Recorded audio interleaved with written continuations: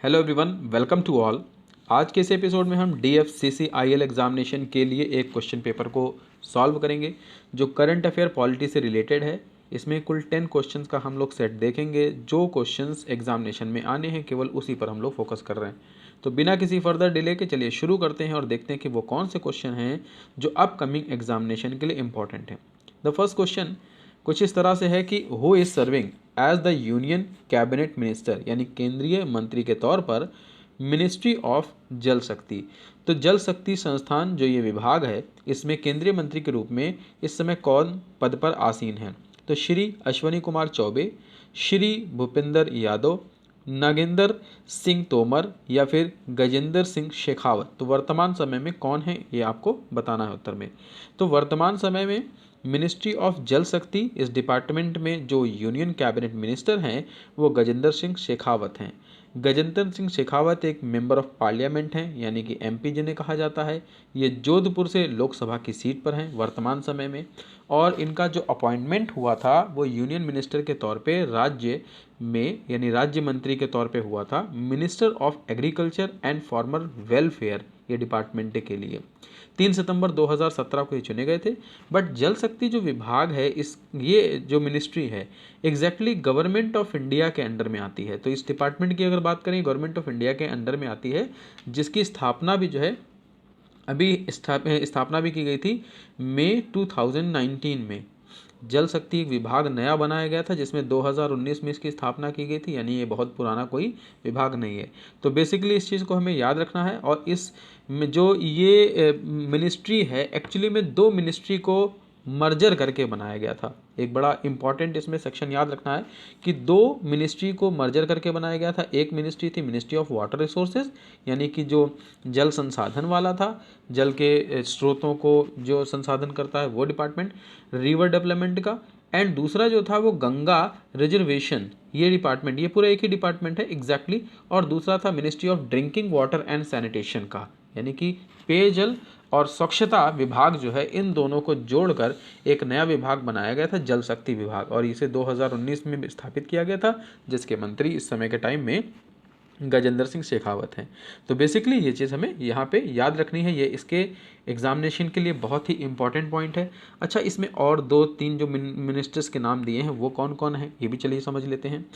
श्री अश्वनी कुमार चौबे वर्तमान समय में मिनिस्टर ऑफ कंज्यूमर अफेयर हैं, यानी कि उपभोक्ता मामलों के मंत्री हैं। और फूड एंड पब्लिक डिस्ट्रीब्यूशन, साथ ही साथ ये खाद्य और सार्वजनिक वितरण मंत्रालय भी देखते हैं वर्तमान समय में। इसके अलावा भूपेंद्र यादव जी, ये इस समय मिनिस्ट्री ऑफ एनवायरनमेंट है, पर्यावरण मंत्रालय देखते हैं। और फॉरेस्ट एंड क्लाइमेट चेंजेस का डिपार्टमेंट इनके पास वर्तमान समय में मौजूद है। और नरेंद्र सिंह तोमर, यानी ऑप्शन सी में जो नाम दिया हुआ है, मिनिस्ट्री ऑफ एग्रीकल्चर के मिनिस्टर्स हैं ये। Farmers welfare minister of the rural development. तो बेसिकली ये तीनों लोग इस डिपार्टमेंट से ताल्लुक़ रखते हैं। यहाँ जो क्वेश्चन पूछा गया था केवल जल शक्ति डिपार्टमेंट से जुड़े हुए मिनिस्टर के बारे में, तो उसके लिए ऑप्शन डी गजेंद्र सिंह शेखावत सही होगा इसके लिए ऑप्शन। तो आई होप कि आंसर क्लियर है। अगर क्वेश्चंस क्लियर है तो एक बार सेशन को लाइक कर लें और फ्रेंड्स के साथ में चैनल को सब्सक्राइब करके फ्रेंड्स के साथ शेयर जरूर कर लें, जिससे कि और ज़्यादा से ज़्यादा लोग हमारे साथ जुड़ सकें। चलिए नेक्स्ट वन क्वेश्चन देखते हैं कि नेक्स्ट वन क्वेश्चन में कहा जा रहा है कि how many members represent the state of Uttar Pradesh in Lok Sabha. Exactly Lok Sabha से जो क्षेत्र लोकसभा का होता है उसमें किसी राज्य से कितने पद चुनकर आते हैं राज्यों से, यानी किसी भी स्टेट के अगर किसी पार्लियामेंट की बात करें तो पार्लियामेंट में उस पर्टिकुलर स्टेट से कितनी लोकसभा की सीटें बनती हैं, ये क्वेश्चन है। बट यहाँ पूछा जा रहा है कि उत्तर प्रदेश से कुल कितनी सीटें। तो हम सभी जानते हैं हर एक राज्य में, भारत में 28 इस समय स्टेट्स हैं, तो हर एक राज्य से लोकसभा की कुछ निश्चित सीटें हैं। तो अभी के टाइम में जो उत्तर प्रदेश की अगर बात करेंगे, उत्तर प्रदेश में कुल लोकसभा की 80 सीटें हैं, यानी 80 सीट्स। तो ऑप्शन सी इसके लिए करेक्ट होगा। अभी के टाइम में जो उत्तर प्रदेश है, हम सब जानते हैं कि एक बहुत बड़ा राज्य है, जो पॉपुलेशन की दृष्टि से सबसे बड़ा राज्य है। और पार्लियामेंट में जो सीटों की संख्या है वो 550 है। कई बार ये देखिए, ये पॉइंट नोट कर लीजिए कि ये कई बार लोगों का कन्फ्यूज़न होता है कि यहाँ पे 552 ऑप्शन लगाते हैं, बट ये बिल्कुल रॉन्ग है। सभी लोग याद कर लें, 550 है करेक्ट इसके लिए। तो 550 जो है सीटें लोकसभा की यहाँ से रिप्रेजेंट होती हैं लोकसभा के में अभी के टाइम में, ठीक है।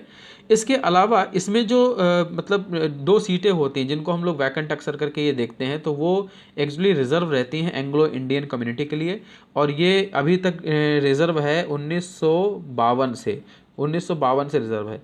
बट ये बहुत इंपॉर्टेंट पॉइंट है कि 2020 से इसको जो है समाप्त कर दिया गया है, यानी कि इसको रिज़र्व कर दिया गया है, इसे हटा दिया गया उस जगह से। तो अभी के टाइम में 550 सीटों को कैलकुलेट यहाँ पे किया जाता है। तो उत्तर प्रदेश से कुल 80 सीटों का एक जो कंट्रीब्यूशन है लोकसभा में सीटों का, वो उत्तर प्रदेश से इतना होता है। ये चीज़ यहाँ पे याद रखेंगे। अच्छा, उत्तर प्रदेश के विषय में भी बहुत से प्रश्न पूछे जाते हैं, उन चीज़ों को भी पॉइंट टू पॉइंट समझ लें कि उत्तर प्रदेश के वर्तमान इस समय सीएम कौन है। तो सभी को पता होना चाहिए, योगी आदित्यनाथ जी इस समय सीएम है। किस क्षेत्र में पड़ता है, अगर स्टेट की बात करें पूरे भारत में किस क्षेत्र में पड़ता है, तो ये नॉर्दर्न इंडिया का एक स्टेट है। राज्यसभा में जो लोकसभा में जो ये सीट पड़ती है, मतलब एक नॉर्दर्न इंडिया में, उत्तरी भारत में ये हिस्सा पड़ता है। तो बेसिकली ये एरिया रिप्रेजेंट करता है। तो यहाँ पर 80 सीटों की जो है ऑप्शन इसके लिए करेक्ट होगा। नेक्स्ट क्वेश्चन देखते हैं। इसी तरह से नेक्स्ट क्वेश्चन में कहा जा रहा है कि who amongst the following the minister of agriculture and farmer welfare in India as May of 21, यानी मई 2021 से भारत में अभी के टाइम में जो एक कृषि और किसान के मतलब वेलफेयर के मिनिस्टर हैं 2021 से, वो कौन है इस समय के टाइम में। तो अभी हम लोग ऊपर इनके विषय में समझ रहे थे, वो डिपार्टमेंट के बारे में हम लोग समझा कि अलग अलग ऑप्शन में हमने देखा था कि उसमें नरेंद्र सिंह तोमर, इनके बारे में उसमें ऊपर पढ़ा था, जो मिनिस्टर ऑफ एग्रीकल्चर हैं वेलफेयर, जो मई 2021 से हैं। ये 17वीं लोकसभा के इस समय के टाइम में मेंबर के तौर पे यहाँ पे काम कर रहे हैं। और बाकी के नाम में अभी हम ऊपर इसके विषय में पढ़ चुके हैं, लेकिन फिर भी समझ लेते हैं कि गिरिराज सिंह जो इस समय है मिनिस्ट्री ऑफ रूरल डेवलपमेंट है। धर्मेंद्र प्रधान, इनकी बात करें तो ministry of education, ministry of skill development and entrepreneurship इसमें है। और इसके अलावा Bhupendra Yadav ministry of labour and employment अभी वर्तमान समय में इस समय मौजूद हैं। तो अभी जब बात कर रहे हैं यहाँ पे एग्रीकल्चर एंड फार्मर्स की, तो नरेंद्र सिंह तोमर इस क्वेश्चन के लिए ऑप्शन ए सही होगा। नेक्स्ट क्वेश्चन देखते हैं। Which article of the Indian constitution deal with the much talked about uniform civil code, कि भारतीय संविधान में ऐसा कौन सा आर्टिकल है, अनुच्छेद है, जो एक सिविल जो कोड की बात की जा रही है भारत में इस समय के टाइम में, यूनिफॉर्म सिविल कोड की बात की जा रही है, उससे संबंधित है। तो वास्तव में कौन सा आर्टिकल इससे संबंधित है। तो देखिए आर्टिकल नंबर 44 में इस विषय के बारे में बताया गया है, और ये इंश्योर किया गया है एग्जैक्टली कि सभी नागरिकों के लिए एक समान एक जो है विधान रहने वाला है। तो उसी के लिए ये प्रावधान किया गया है अनुच्छेद 44 में एक यूनिफॉर्म सिविल कोड के लिए, जिसे यूसीसी भी कहा जाता है। और इसमें जितनी भी भारत में यूनियन टेरिटरी आती हैं, यानी कि जितने भी टेरिटरी भी आते हैं, वो सब भी इसके अंदर अंतर्गत आएंगे, केवल यह राज्यों के लिए नहीं है। एग्जैक्टली ये एक वन सिविल लॉ बनाने की बात है, यानी पूरे भारत में एक विधान की बात की जा रही है जो सभी धर्मों और सभी प्रकार की जातियों या वर्गों पर लागू होगा। और कौन से मैटर पे लागू होगा एग्जैक्टली, जैसे अगर मैरिज का मैटर है तो आप देखते हैं कि हर एक धर्म में अलग अलग मैरिज के प्रावधान किए गए हैं, अलग अलग तरह से उसमें विवाह की कुछ मान्यताएं प्रदान की जाती हैं, और उनका कॉन्स्टिट्यूशन में अलग अलग तरीके से समावेश करना पड़ता है। बट यूनिफॉर्म सिविल कोड इन्हीं सब मैरिज एक्ट के सभी चीज़ों के लिए एक यूनिफॉर्म कोड देगा, जो सभी धर्मों को मान्य होगा, एक तरीके से सभी धर्म में मान्यता मिलेगी विवाहों की। इसके अलावा तलाक लेने की जो प्रथा है, जिस तरह से कानून बनेगा वो सभी धर्मों के लिए एक जैसा होगा, यानी धर्म की अपनी मनमानी इसमें नहीं चल पाएगी। इनके अलावा इनहेरिटेंस, यानी जो भी परिवारवाद होगा या संपत्ति की बात होगी या पूर्वजों के द्वारा जो कुछ भी होगा उसमें परिवार में मिलने वाली संपत्ति, इन सब से चीज़ें, और पूर्वजों के द्वारा जितनी भी धरोहर की बात होगी उन सबसे जुड़ी हुई चीज़ें व्यक्तियों से अगर संबंधित होंगी, उनसे भी कानून एक ही उस पर लागू होगा, यूनिफॉर्म सिविल कोड। इसके अलावा अडॉप्शन यानी गोद लेने जैसी एक मुद्दे पर भी एक यूनिफॉर्म सिविल कोड को लागू किया जाएगा। बेसिकली जो यूसीसी है इसका एम है प्रोटेक्शन देना सभी को, हर एक व्यक्ति को, हर एक धर्म के लोगों को, और बेसिकली उसमें विमेंस को और रिलीजियस माइनॉरिटीज़ को, यानी कि जो अल्पसंख्यक हैं बेसिकली उनको इसके अंतर्गत जो है किसी भी तरह से उन्हें एक सुरक्षा और संरक्षा प्रदान करना है पूरे राष्ट्रीय स्तर पर। ये इसका एक मुद्दा खास तौर पे है, जिसकी वजह से इसकी आज के समय में बात की जा रही है। अभी के टाइम में बात करें कि इसमें आर्टिकल और की बात करें यानी 44 के अलावा, तो आर्टिकल जो 43 है ये एक्चुअली में जिस चीज़ के बारे में बात करता है, ये सिक्योर करता है लिविंग वेजेस यानी कि न्यूनतम मजदूरी के विषय में, ऑर्गेनाइज द कॉटेज जो है cottage industry in rural area, तो लघु उद्योग, कुटीर उद्योग, इन सब के विषय में बात करता है, इस सब के डिटेल के विषय में बताता है। तो आर्टिकल 43 इससे संबंधित है। आर्टिकल 42 की बात करें, इसमें जो बात कही गई है वो ह्यूमन वर्किंग कंडीशंस की बात की गई है एंड मैटरनिटी रिलीफ की बात की गई है। एग्जैक्टली कार्य की क्षमता, कार्य करने के तौर तरीके जो ऑफिस में से होते हैं, और मैटरनिटी रिलीफ जो महिलाओं के लिए होता है, उन सब के विषय में इसमें जो है बात की गई है। तो 42 में ये चीज़ें हैं। और आर्टिकल 14 की बात करें तो इसमें राज्यों के लिए किसी भी जगह पर जो गांव पड़ते हैं, एरिया पड़ते हैं, तो उसमें सेल्फ गवर्नमेंट, जिसे हम लोग ऑर्गेनाइज विलेज पंचायत कहते हैं, इन सब के विषय में यहाँ पे पावर दी गई, इसकी बात की गई है। तो अभी यहाँ पे जो क्वेश्चन पूछा जा रहा है वो एग्जैक्टली ये कह रहा है कि कॉन्स्टिट्यूशन ऑफ इंडिया में सिविल कोड के लिए कौन सा अनुच्छेद डील करता है, कौन किस विषय में बताता है। तो वो आर्टिकल 44 है जो इसमें यूनिफॉर्म सिविल कोड की अभी के टाइम में बात करता है। तो आई होप कि क्वेश्चन का आंसर सभी को क्लियर है। एक बार फिर से सभी लोग सेशन को लाइक कर दें और साथ में फ्रेंड्स के शेयर कर दें, जिससे ज़्यादा से ज़्यादा लोग हमारे साथ जुड़ सकें। और इसी के साथ नेक्स्ट क्वेश्चन देखते हैं। Which one of the following ministries is responsible for the organizing the republic day parade. अभी रिपब्लिक डे परेड जो होती है उसके लिए कौन सा विभाग है वो जिम्मेदार है। दैट मीन्स कि कौन सा विभाग की जिम्मेदारी दी गई है कि वो इस विभाग ये कार्यक्रम को कराए।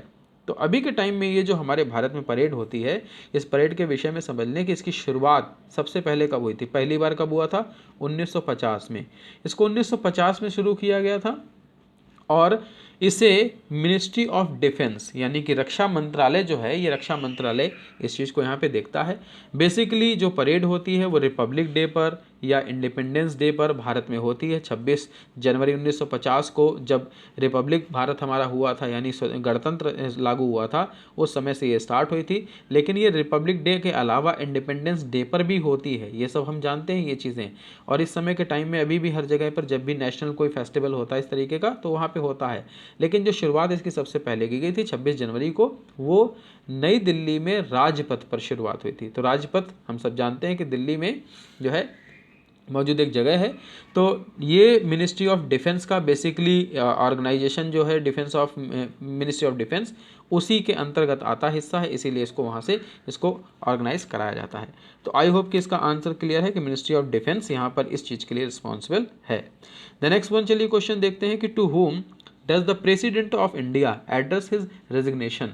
बहुत ही ज़्यादा इंपॉर्टेंट क्वेश्चन और सबसे ज़्यादा कंफ्यूज करने वाला लोगों को कि एग्जैक्टली इंडिया के जो प्रेसिडेंट हैं, अगर उन्हें कभी भी अपना रेजिग्नेशन देना हो यानी त्याग पत्र देना हो, तो वह किस व्यक्ति को सौंपेंगे। Chief justice of India, Bharat के मुख्य न्यायाधीश को, प्राइम मिनिस्टर, भारत के प्रधानमंत्री को, वाइस प्रेसिडेंट, उपराष्ट्रपति को, या फिर स्पीकर ऑफ लोकसभा, जो लोकसभा के अध्यक्ष हैं उनको। तो किन को ये सौंपेंगे। तो बेसिकली ये क्वेश्चन बहुत बार पूछा जाता है, ये बहुत ही कंफ्यूजिंग एक पॉइंट है लोगों के लिए। तो ये चीज़ यहाँ पे ध्यान रखें सबसे पहले कि कॉन्स्टिट्यूशन में आर्टिकल 63 जो है, इस बात का कॉन्स्टिट्यूशन में एक प्रावधान करता है कि हर एक राज्य में, जो पूरा देश है, मतलब कॉन्स्टिट्यूशन में ये करता है कि जो कॉन्स्टिट्यूशन है हमारा, वो ये चीज़ पूरी क्लियरली बताता है कि भारत में एक वाइस प्रेसिडेंट होंगे। और वाइस प्रेसिडेंट की परिस्थिति को भी बताया गया है। वाइस प्रेसिडेंट की परिस्थिति को ये भी बताया गया है कि जब देश में राष्ट्रपति नहीं मौजूद होंगे तो उस समय के टाइम में वाइस प्रेसिडेंट ही इंडिया के प्रेसिडेंट के तौर पे काम करेंगे। ये आर्टिकल नंबर 56(1) में बताया गया है। इसमें कॉन्स्टिट्यूशन ऑफ इंडिया में एग्जैक्टली कहा गया है कि जब कभी भी अगर राष्ट्रपति अनुपस्थित हैं तो उस अनुपस्थिति में भारत का उपराष्ट्रपति राष्ट्रपति के तौर पे काम करेगा।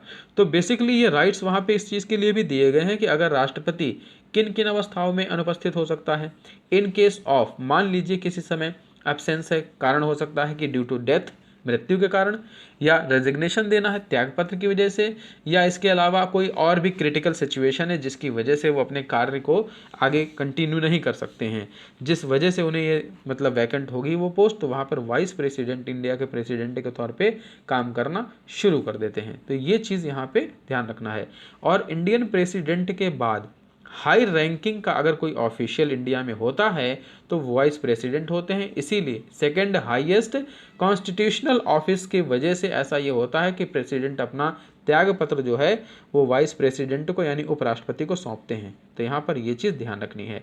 अच्छा, कई बार ये पूछा भी जाता है कि ये अपना जब शपथ लेते हैं, शपथ ग्रहण करते हैं, तो वो किसके समक्ष या किसके साथ, तो वहाँ पर ये उत्तर होता है कि चीफ जस्टिस ऑफ इंडिया की उपस्थिति में, Indian president chief justice of India की उपस्थिति में अपना शपथ ग्रहण करते हैं। तो ये पॉइंट इस चीज़ के लिए क्या क्लियर है आई थिंक सभी को। और अगर क्लियर हो गया हो तो एक बार लाइक का बटन सभी लोग प्रेस कर दें, एक बार फिर से सेशन को शेयर कर दें अपने फ्रेंड्स के साथ। और इसी के साथ चलिए नेक्स्ट क्वेश्चन देखते हैं। नेक्स्ट क्वेश्चन क्या कह रहा है एग्जैक्टली कि which among the following state has the largest number of Lok Sabha seat, इनमें से कौन सा ऐसा राज्य है जो भारत में, ऐसा कौन सा राज्य है जो लोकसभा में सबसे ज़्यादा सीटें वहाँ से हैं। अब देखिए यहाँ पर ऑप्शन क्या है, ऑप्शन के अकॉर्डिंग हम लोग चलेंगे। क्वेश्चन में ये नहीं कहा जा रहा है कि भारत में सबसे ज़्यादा, क्वेश्चन में ये कह रहा है कि नीचे जो दिया है स्टेट्स, इनमें सबसे ज़्यादा कौन सा स्टेट है जो लोकसभा की सीटें भारत में जो है कंट्रीब्यूट करता है। तो एग्जैक्टली सबकी सीटें अगर हमें मालूम होंगी तभी हम ये बता पाएंगे कि किस राज्य से कितनी लोकसभा की सीटें जो हैं मेंबर ऑफ पार्लियामेंट में जाती हैं पार्लियामेंट में। तो बेसिकली यहाँ पर वेस्ट बंगाल से जो सीटें हैं वो कुल 42 सीटें हैं। ये चीज़ ध्यान रखना है, कोई इंपॉर्टेंट पॉइंट है, सारा नोट करने वाला है। वेस्ट बंगाल से कुल 42 यानी 42 सीटें हैं। गुजरात से बात करें तो यहाँ से कुल 26 लोकसभा की सीटें हैं। आसाम की बात करें तो यहाँ से कुल 14 लोकसभा की सीटें हैं। और राजस्थान की बात करें तो यहाँ पर कुल 25 लोकसभा की सीटें हैं। तो इस क्रम के अनुसार इन जो क्रम दिया था इनमें सबसे ज़्यादा की बात करेंगे तो वेस्ट बंगाल है, जहाँ 42 सीटें लोकसभा में यहाँ से कंट्रीब्यूट होती हैं। तो इसलिए ध्यान रखना है कि यहाँ पर इस ऑप्शन के तहत, मतलब चारों प्रश्न के उत्तर के तहत 42 सीटों वाला वेस्ट पश्चिम बंगाल है। तो इसके अंतर्गत अगर बात कही जाएगी तो जो पश्चिम बंगाल है सबसे ज़्यादा लोकसभा सीटें पश्चिम बंगाल से हैं। लेकिन अगर कभी मान लीजिए ये पूछ लिया जाए कि देश में सबसे अधिक सीटें किस राज्य से हैं, तो वो अभी हमने ऊपर पढ़ा था कि वहाँ पर सीधे सीधे वही बात कही जाएगी कि देश में सबसे ज़्यादा सीटें उत्तर प्रदेश से, जहाँ से 80 सीटें कुल जो हैं पार्लियामेंट में पहुँचती हैं उत्तर प्रदेश से। तो highest number of Lok Sabha seats Uttar Pradesh से ही आती है। ये चीज़ हमें यहाँ पर ध्यान रखना है। तो आई होप कि आंसर सभी को क्लियर है। द नेक्स्ट वन क्वेश्चन देखते हैं कि what was the foundational theme of economic survey 2021 of India. Economic एक सर्वे हुआ था 2021 का, उसकी एग्जैक्टली थीम क्या थी, ये चीज़ यहाँ पर पूछी जा रही है।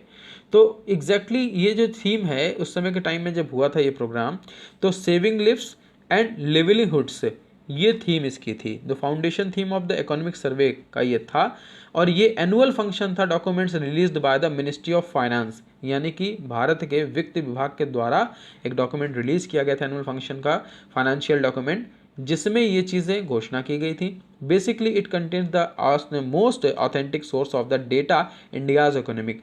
हमारे भारत में जो भी जैसे लेन देन होता है, जीडीपी की ग्रोथ होती है, या जो भी मतलब प्रति व्यक्ति आय होती है, इन सब विषयों में एक बड़ा एक डिस्क्रिप्टिव डेटा तैयार किया जाता है।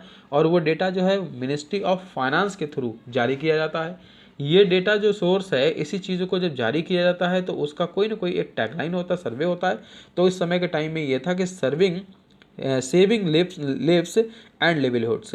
तो बेसिकली क्या था कि सभी के जीवन की रक्षा भी की गई थी। अभी आपने सुना होगा एक भाषण में भी ये कहा गया था कि हम सभी के जीवन की रक्षा करने के साथ साथ जीविका की भी रक्षा कर रहे हैं। तो लिवलीहुड मतलब जीविका, तो सभी के जीवन के साथ साथ जीविका की भी सुरक्षा करनी है। ये इस बार एक टैगलाइन थी इस सर्वे के बाद में बेसिकली। अच्छा, अगर ये कभी पूछ लिया जाए कि फर्स्ट इकोनॉमिक सर्वे रिपोर्ट किस वर्ष आई थी, तो ये भी डेट याद रखें कि फर्स्ट इकोनॉमिक सर्वे रिपोर्ट जो है 1950 से 1951 का जो ये फाइनेंशियल ईयर था, इस ईयर में आई थी। हमेशा ये फाइनेंशियल ईयर में आती है, सिंगल एक ईयर कभी नहीं लिखते हैं। तो ये चीज़ भी ध्यान रखेंगे कि यहाँ फाइनेंशियल ईयर की बात करेंगे इस समय के टाइम में। क्लियर? चलिए नेक्स्ट क्वेश्चन की तरफ चलते हैं कि according to the India Today mood the nation poll who has been the rated as the best performing CM in India.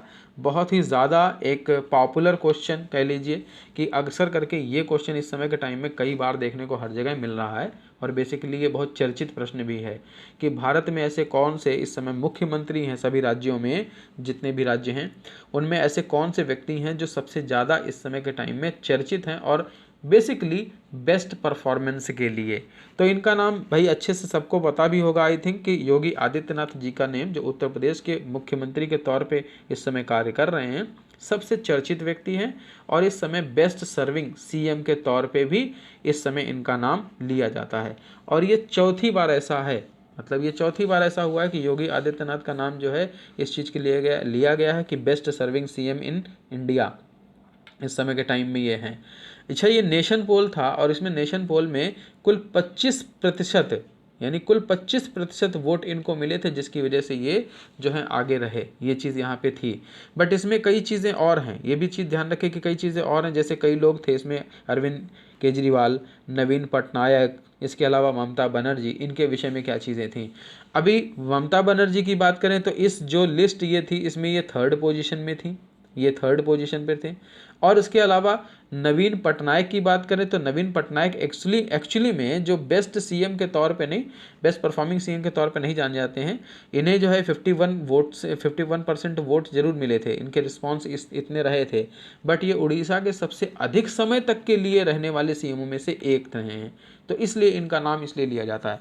और अरविंद केजरीवाल की बात करें तो ये 14% जो है वोटिंग पाए थे और उस लेवल के अकॉर्डिंग 2nd पोजीशन पर ये रहे थे। तो ये इनके रिलेटेड कुछ पॉइंट्स हैं जिन चीज़ों को आप लोग यहाँ पे याद रखेंगे और जो आपके लिए शायद हेल्पफुल होने वाला है और एग्जामिनेशन के लिए, यानी एक क्वेश्चन के साथ कई क्वेश्चंस आपको प्रिपेयर हो गए। अच्छा, उत्तर प्रदेश में सीएम की जब बात कर रहे हैं तो इनमें कई चीज़ें पता होना चाहिए कि यहाँ पर गवर्नर कौन है। तो आई थिंक सभी को पता होगा, फिर भी सुन लें कि आनंदी बेन, जिनको कहा जाता है आनंदी बेन मफत भाई पटेल, इनका पूरा नाम भी अगर कभी पूछा जाए तो आनंदी बेन मफत भाई पटेल नाम लिया जाता है, ये इनका पूरा नाम है। और ये इस समय वर्तमान में उत्तर प्रदेश में गवर्नर के पद पर हैं। और उत्तर प्रदेश से लोकसभा की सीटें कितनी आती हैं, अभी ऊपर बात कर रहे थे, तो कुल 80 सीटें आती हैं। और राज्यसभा की अगर कभी पूछ लिया जाए तो उत्तर प्रदेश से कुल 31 सीटें राज्यसभा की है। तो ये कुछ ऐसी चीज़ें हैं जो एग्जामिनेशन में बहुत ज़्यादा इंपॉर्टेंट है, पूछी जाती है। तो इन चीज़ों को भाई अभी आप लोग सब साथ साथ प्रिपेयर जरूर करें, आपके एग्जामिनेशन के लिए काफ़ी ये हेल्पफुल होने वाला है।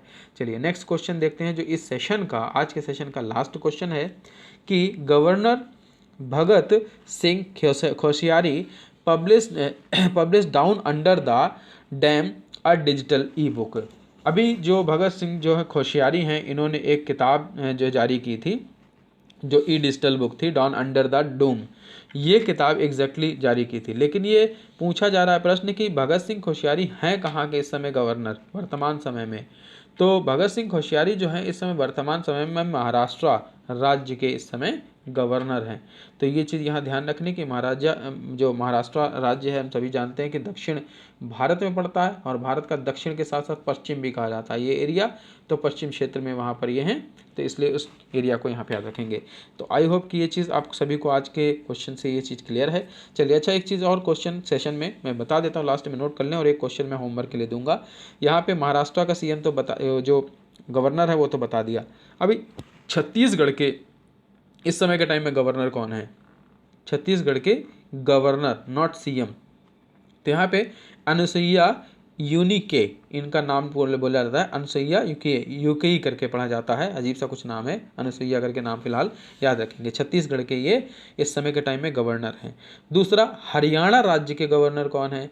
तो श्री बंदरू दत्तात्रेय, ये इस समय के टाइम में बंदरू दत्तात्रेय हैं इस समय के टाइम में हरियाणा के गवर्नर। और उड़ीसा में बात करें अगर अंतिम की, गुजरात की, तो आचार्य देवव्रत इस समय के टाइम में गुजरात के जो इस समय वर्तमान समय में गवर्नर हैं वो आचार्य देवव्रत हैं। तो ये पॉइंट्स यहाँ से आप याद रखेंगे। आई होप कि आपके लिए काफ़ी हेल्पफुल रहने वाला है। तो आज की ये 10 क्वेश्चंस थे आज की सीरीज़ में, और ऐसे ही क्वेश्चंस के लिए कंटिन्यू बने रहिए। अभी DFCCIL की जो कंटिन्यूसली प्रिपरेशन की सीरीज़ है वो चल रही है, उसको साथ साथ सॉल्व करते रहिए क्वेश्चंस को। और जो भी अगर आपकी क्वेरी या क्वेश्चंस है तो आप कमेंट्स के थ्रू मुझसे पूछ सकते हैं। इसके अलावा नए सेशन में हम कल फिर मिलेंगे एक ऐसे ही नए वीडियो, एक वीडियो उसके क्वेश्चन के साथ में। तब तक के लिए stay happy, stay safe and keep watching Ashutosh sir channel.